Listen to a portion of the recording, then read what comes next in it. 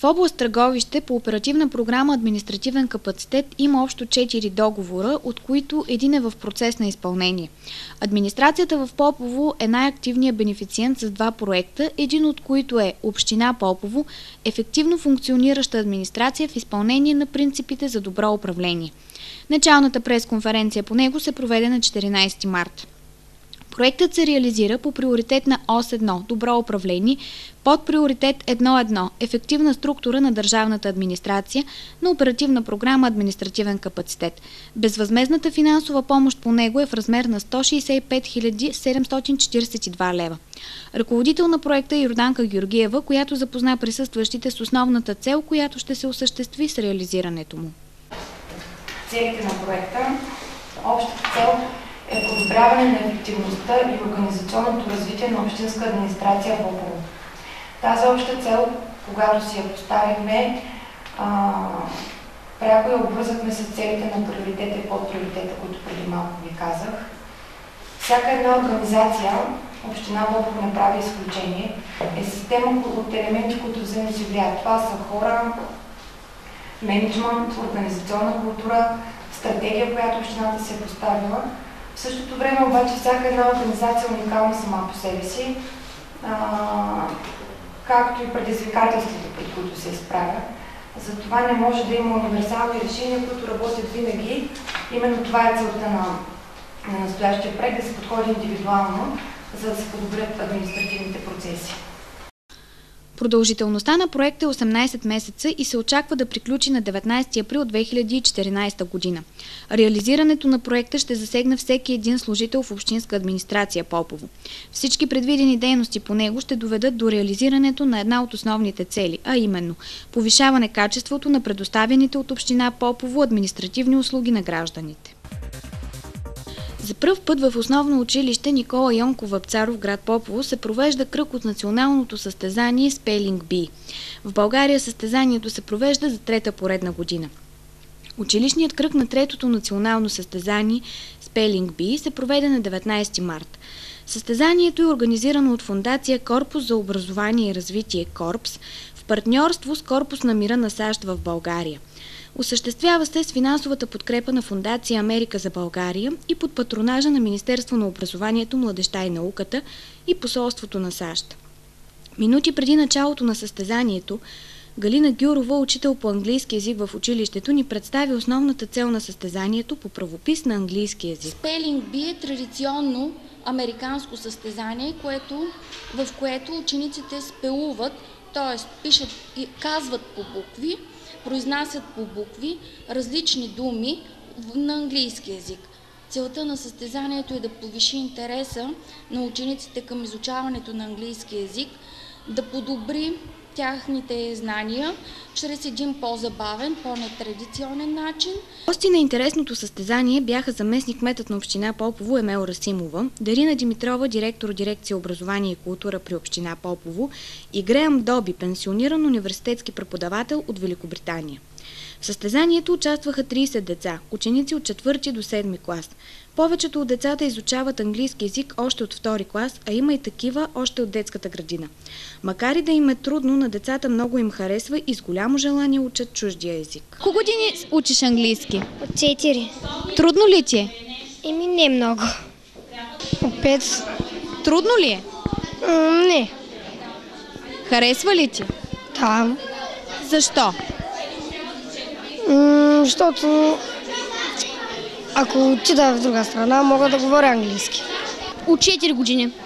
Трудно ли е? Не, зависи ако имаш желание да учиш. Харесва ли ти? Да, естествено. За мен това ми е любимия език. Някакви перспективи, свързани с английски език, имаш ли? Да. Всъщност, под перспективи искам да ходя в английска гимназия, където да уча само английски, с другите да се повиша моите знания. Въпреки че децата учат английски език от 4-5 години, те много се притесняват за представянето си на състезанието Spelling Bee. Може да се каже, че се притеснявам. Защо?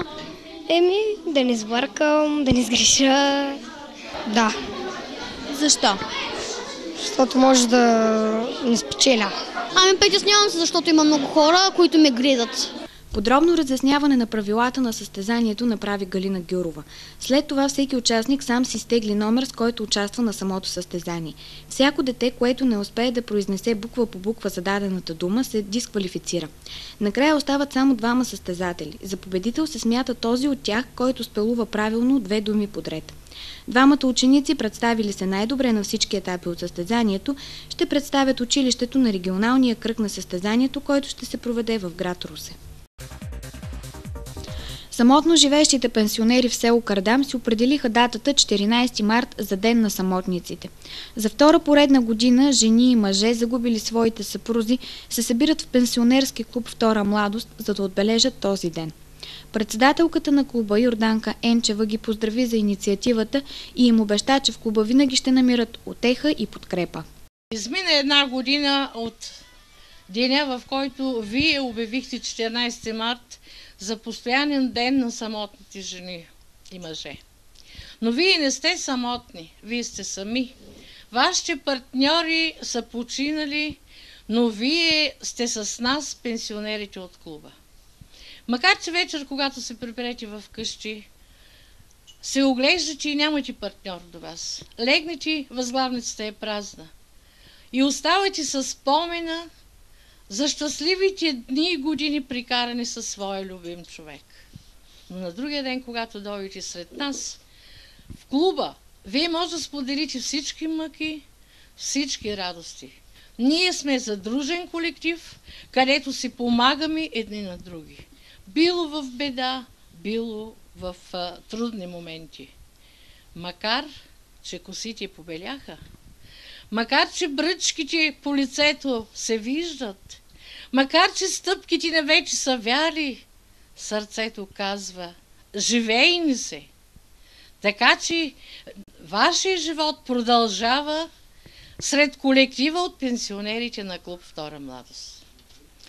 По този ден днес, където сме събрали и който го направихме за ден постоянен на клуба на пенсионера, аз ви пожелавам дълго време да празнуваме наедно. И в болка, и в неволя, и в щастие да бъдем наедно. Бъдете щастливи, мили жени, потоечност на здраве.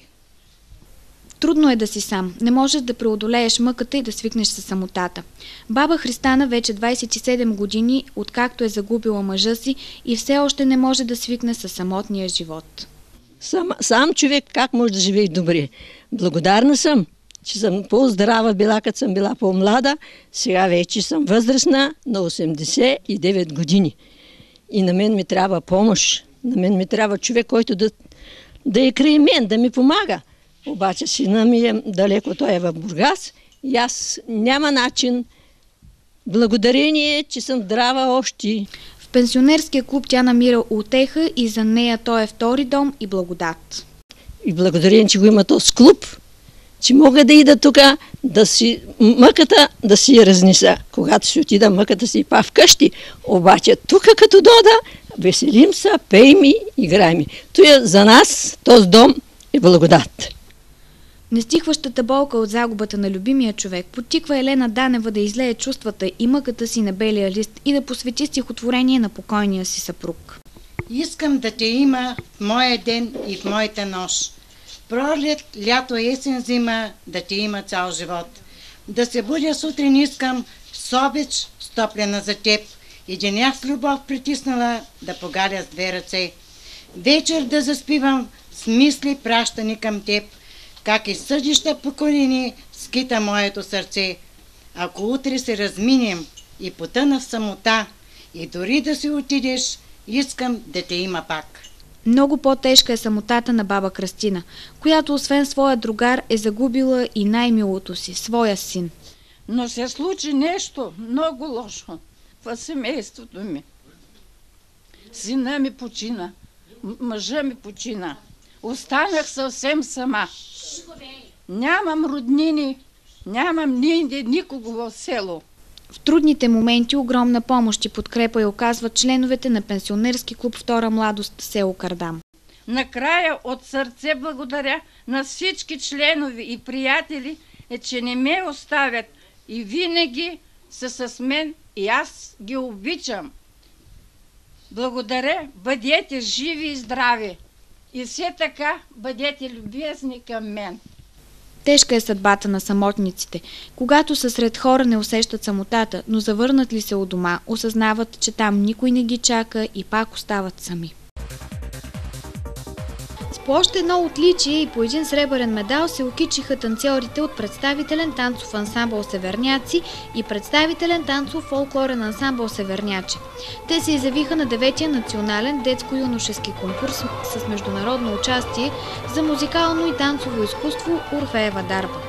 Конкурсът се провежда ежегодно в София. От 15 до 24 март танцори от цяла България ще се съревновават на софийска сцена. Целта на конкурса е откриване и изява на талантливи изпълнители, деца и младежи във всички направления на музикалното и танцово изкуство и форум за учители и ръководители на състави.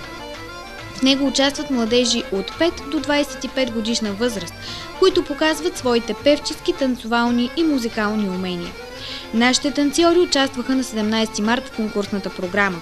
Младежите от представителен танцов ансамбъл Северняци при Народно читалище Свети Кирил и Методий 1882 се представиха в 4-та възрастова група от 16 до 20 години, а децата от представителен танцов фолклорен ансамбъл Северняче в 3-та 13-15 годишна възраст и заслужено завоюваха среброто в категорията българска хореография в направление музикален и танцов фолклор.